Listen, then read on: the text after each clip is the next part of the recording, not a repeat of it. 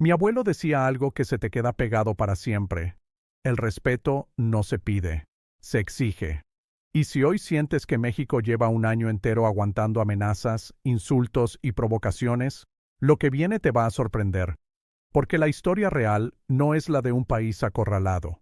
Es la de un país que aprendió a responder sin gritar, sin caer en el juego del bully, pero pegando donde duele, en la economía, en la narrativa y en la dignidad. Porque mientras Donald Trump volvía a la Casa Blanca decidido a poner a México en su lugar, Claudia Sheinbaum estaba haciendo lo contrario de lo que él esperaba, no reaccionar con berrinche, sino con cálculo. Y cuando tú no juegas el juego del provocador, el provocador se queda sin oxígeno. Lo interesante es que todo esto no empezó con un tanque ni con un discurso. Empezó con algo que parece pequeño, casi simbólico, pero que en política es dinamita. Los nombres, los mapas, la idea de quién manda. A finales de enero de 2025, Sheinbaum anunció que México enviaría una carta a Google tras el anuncio de un cambio de nombre del Golfo de México para usuarios en Estados Unidos, después de una orden de Trump. Eso no fue un capricho, fue un mensaje frío. No vas a reescribir la realidad a tu antojo y esperar que nos quedemos callados. Reuters lo reportó así, y el episodio explotó porque revela algo que Trump suele olvidar. Hay países que entienden que el terreno de batalla no es solo el comercio, también es la percepción. Y aquí es donde muchos no ven la jugada completa, porque Sheinbaum no se limitó a quejarse. En mayo de 2025, incluso se habló públicamente de una demanda contra Google por la etiqueta Gulf of America, según reportó Al Jazeera, lo que eleva el conflicto de un berrinche mediático a un choque de legitimidad internacional. ¿Quién decide cómo se llama el mundo? Pero eso fue apenas el primer golpe de ajedrez, el movimiento que te dice, ya te vi. Porque lo que vino después fue la parte que a Trump le cuesta entender. Cuando intentas humillar a un vecino que es clave para tu economía, no estás jugando con un país pobre y aislado. Estás jugando con una pieza central de tu propia máquina. Y por eso el segundo acto fue el que todo el mundo esperaba, el golpe comercial. Trump empezó a empujar con aranceles y amenazas, con la lógica simple de siempre. Si te aprieto, cedes. El problema es que esa lógica solo funciona con quien vive de tu permiso, y México, con todas sus heridas y problemas, ya no está en esa etapa de la historia donde se queda congelado esperando instrucciones. Aquí viene el punto donde cambia el ritmo. Sheinbaum entendió que no bastaba con resistir una semana.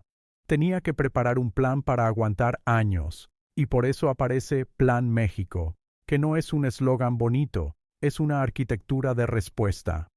Hay dos momentos clave que se cruzan y muchos los mezclan. Por un lado, la presentación de Plan México a inicios de 2025 como visión de desarrollo, que instituciones y análisis han descrito como una hoja de ruta de inversión y metas nacionales. El Wilson Center, por ejemplo, lo sitúa en enero de 2025.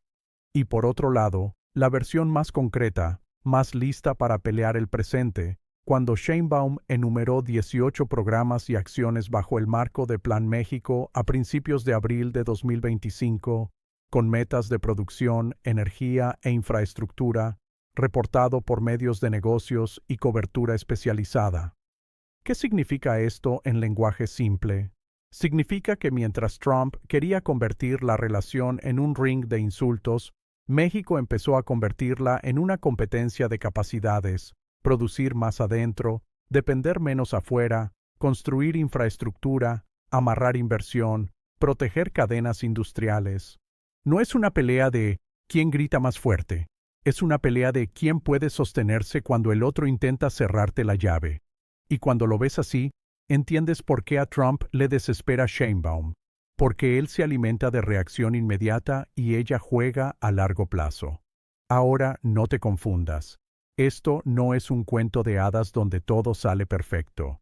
Es una guerra de presión, y una guerra de presión se gana con tres cosas: narrativa, economía y control del miedo. Trump intentó dominar la narrativa con símbolos, con palabras, con medidas que suenan brutales en titulares. Y aquí entra una pieza que vuelve la historia personal, que hace que la gente se enoje, que es justo lo que genera retención porque no son estadísticas, son vidas, las visas. En 2025 empezaron a surgir reportes de restricciones y revocaciones de visas a figuras políticas mexicanas. ProPublica publicó en mayo de 2025 una investigación sobre movimientos para bloquear viajes a EU de políticos mexicanos, y el tema subió de temperatura cuando casos públicos comenzaron a confirmarse. Associated Press reportó ese mismo mes que la gobernadora de Baja California, Marina del Pilar Ávila, dijo que a ella y a su esposo les revocaron visas turísticas, sin explicación oficial pública por parte de EU, porque los expedientes de visa son confidenciales. Y más adelante, Reuters reportó en octubre de 2025 que EU había revocado visas a más de 50 políticos y funcionarios mexicanos, en su mayoría vinculados al partido gobernante, como parte de una escalada inédita de esa herramienta diplomática, incluso con vínculos no comprobados, como justificación suficiente en la práctica. ¿Qué logra Trump con eso? Logra exactamente lo que siempre busca, que el miedo haga el trabajo por él. Porque si tú haces que un funcionario, un empresario o un gobernador sienta que puede perder acceso a Estados Unidos sin explicación, ya lo tienes mirando al norte con ansiedad. Ya lo tienes pensando, ¿me porto bien o me castigan? Y ojo, ese método es peligroso porque no necesita pruebas públicas para funcionar. Solo necesita incertidumbre.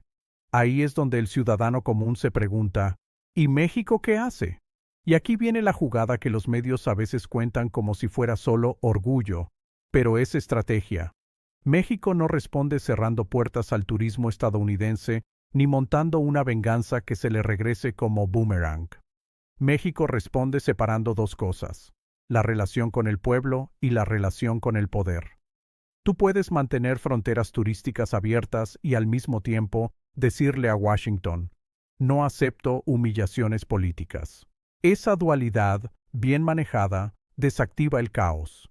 Porque si tú castigas al turista promedio, te castigas a ti mismo. Si tú te concentras en blindar tu industria, diversificar comercio y sostener tu narrativa de soberanía, obligas al otro a negociar en terreno real, no en redes sociales. Y por eso, mientras el drama subía, México fue moviendo piezas en silencio. Una de las más grandes fue el giro arancelario de finales de 2025, que entra como cuchillo en enero de 2026. En diciembre de 2025 se reportó un paquete de aranceles que iba a entrar en vigor el 1 de enero, con tarifas de 5% a 50% sobre 1.463 fracciones, enfocado en importaciones de países sin tratado de libre comercio con México y con énfasis fuerte en autos y sectores industriales. Y esto no es rumor suelto. Reuters también informó en septiembre de 2025 que México elevaría aranceles a automóviles de China y otros países asiáticos hasta 50% como parte de un rediseño amplio de importaciones, señalado como una medida para proteger empleo y también para reducir tensión con Estados Unidos, que presionaba por el tema de entrada de productos chinos a través de México. ¿Te das cuenta de lo que implica? Trump usa aranceles como castigo y amenaza. México empieza a usar aranceles como escudo industrial. Son dos filosofías distintas. Trump quiere dolor inmediato para presumir fuerza. México busca protección estructural para sostener empleo y producción. Y por eso hay un detalle que se vuelve oro para un guión de alta retención. México está jugando un juego parecido, pero con una narrativa más defendible. Porque decir pongo aranceles para proteger industria y empleo suena distinto a pongo aranceles para doblarte. Incluso cuando la medida es dura, el marco moral cambia la percepción. Y a Trump le importa más la percepción que la ingeniería económica. Por eso choca. No puede controlar la historia que la gente se cuenta. Ahora, si tú juntaras todas estas piezas, verías el patrón que se repite una y otra vez, y que explica por qué Trump se siente fuerte, en cámaras, pero termina atrapado por sus propios límites. Primero, lanza una provocación simbólica, como el tema del Golfo. México responde con legitimidad, cartas, presión pública, incluso con vía legal. Luego, Trump aprieta con herramientas económicas y con la teatralidad de yo mando. México responde con unidad interna, con planes de producción y con una idea clara. Cooperación sí, subordinación no. Después, Trump intenta mover el miedo usando visas, restricciones y mensajes implícitos a élites políticas. Y México contraataca con el mensaje de soberanía sin romper puentes que le convienen. Por último, México eleva el juego. Aranceles estratégicos, protección industrial y un plan económico que no depende de que Trump se levante de buenas o de malas. Lo que te están vendiendo como pleito personal en realidad es una lección de poder.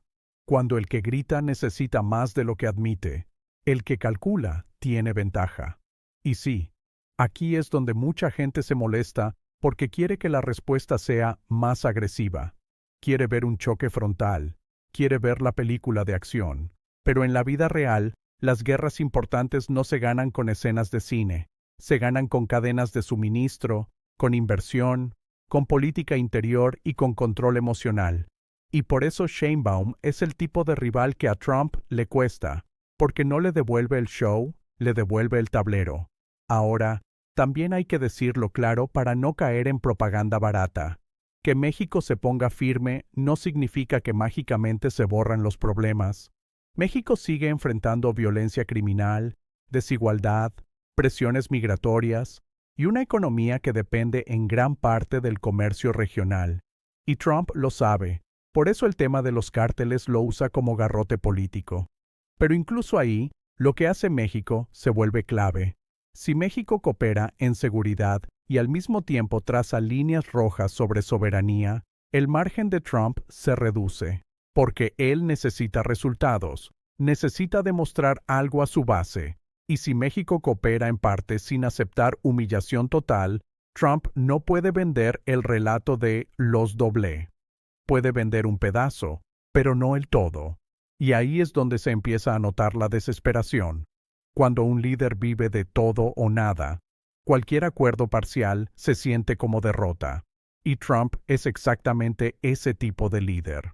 Por eso esta historia no se entiende si solo ves un titular de aranceles o un meme del Golfo. Se entiende si miras el punto que nadie quiere decir en voz alta. Estados Unidos y México están amarrados. En comercio, en cadenas industriales, en mano de obra, en energía, en frontera, en migración. Tú no castigas a México sin que algo te salpique. Y por eso, cada vez que Trump amenaza con romperlo todo, tiene que medir el costo interno.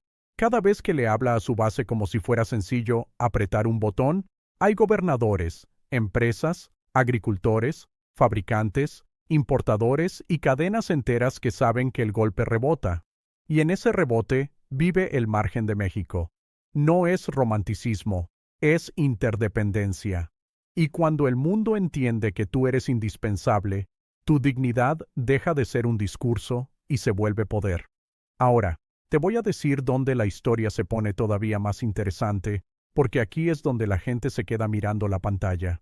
No es solo lo que México hace contra Trump, es lo que México está haciendo para que Trump deje de ser el centro de su universo. Diversificación. Esa palabra suena aburrida, pero en geopolítica es dinamita. Si México reduce importaciones de países sin tratado, protege industria y al mismo tiempo construye capacidad interna con Plan México, está disminuyendo su vulnerabilidad. Y eso tiene un efecto psicológico brutal en Washington. Ya no eres un vecino que solo responde, eres un socio que puede reconfigurar su posición, no de la noche a la mañana, pero lo suficiente como para que Trump no pueda tratarte como problema. Y cuando un bully se da cuenta de que el otro ya no vive asustado, el bully entra en crisis. Por eso ves el vaivén, amenazas, pausas, mensajes contradictorios.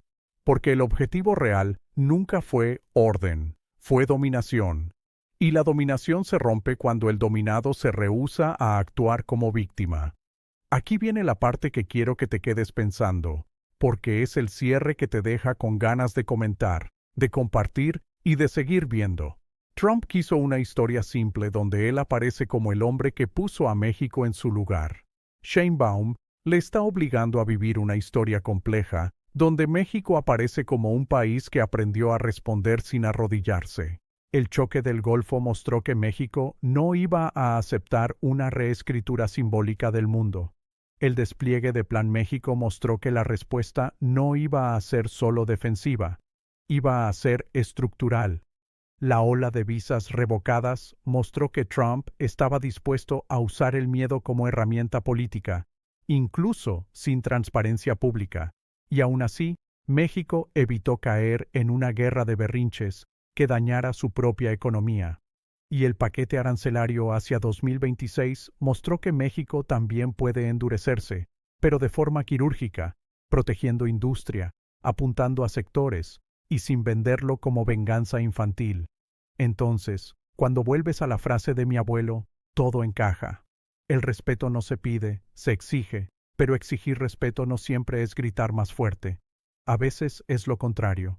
Es mantener la cabeza fría cuando el otro quiere que te rompas. Es contestar con estrategia cuando el otro quiere show. Es construir alternativas cuando el otro quiere dependencia. Y si tú estás viendo este momento histórico, lo que viene no va a ser un final feliz, ni una victoria absoluta para nadie. Lo que viene es una negociación permanente en un mundo que ya no acepta bullies como antes. Y por eso esta historia apenas empieza, porque el verdadero examen no es un titular, es el siguiente gran punto de tensión. Las revisiones comerciales, las presiones de seguridad, las cadenas industriales, la narrativa de soberanía y la capacidad de México de sostener su postura sin caer en provocaciones. Trump seguirá empujando porque vive de empujar. Pero México ya demostró algo que cambia el juego. No necesitas permiso para mantener tu dignidad. Y cuando un país decide eso, cuando deja de pedir respeto y empieza a exigirlo con acciones, el mapa mental del continente cambia. Ahora la pregunta no es, ¿qué va a hacer Trump mañana? La pregunta real es, ¿cuántos más van a aprender a responderle como México? Porque si eso pasa, el mundo deja de girar alrededor del micrófono del bully y empieza a girar alrededor de quien tiene paciencia, estrategia y memoria. Y en política, la memoria es poder.